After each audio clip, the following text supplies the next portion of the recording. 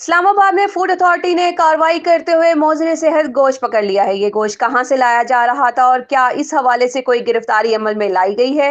ہمارے ساتھ موجود ہے اسلام آباد سے ہمارے اینکر پرسن ملک احتشام فاروق۔ جی احتشام، بتائیے گا یہ کارروائی کہاں اور کیسے ہوئی؟ جی بالکل، یہ کارروائی اسلام آباد کے علاقے ترنول میں کی گئی، جہاں فوڈ اتھارٹی نے خفیہ اطلاع پر چھاپہ مارا۔ کارروائی کے دوران درجنوں کلو گرام مضر صحت اور ناقص گوشت برآمد کیا گیا، جو غیر قانونی طور پر شہر کے مختلف ہوٹلوں اور قصابوں کو سپلائی کیا جا رہا تھا۔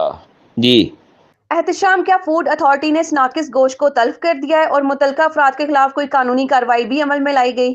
جی تمام ناقص گوشت کو موقع پر ہی تلف کر دیا گیا ہے، جبکہ 2 افراد کو گرفتار بھی کیا گیا ہے، جن سے مزید تفتیش بھی جاری ہے۔ فوڈ اتھارٹی نے واضح کیا ہے کہ ناقص خوراک بیچنے والوں کے خلاف زیرو ٹالرنس پالیسی اپنائی جائے گی۔ جی احتشام، کیا اس طرح کی کارروائیاں شہر کے دوسرے علاقوں میں بھی کی جا رہی ہیں یا یہ صرف ایک ہی واقعہ تھا؟ فوڈ اتھارٹی کی جانب سے پورے اسلام آباد میں نگرانی کا عمل جاری ہے۔ حکام کے مطابق دیگر علاقوں میں بھی ٹیمیں متحرک ہیں اور عوام سے اپیل بھی کی گئی ہے کہ وہ کسی بھی مشتبہ سرگرمی کی فوراً اطلاع دیں۔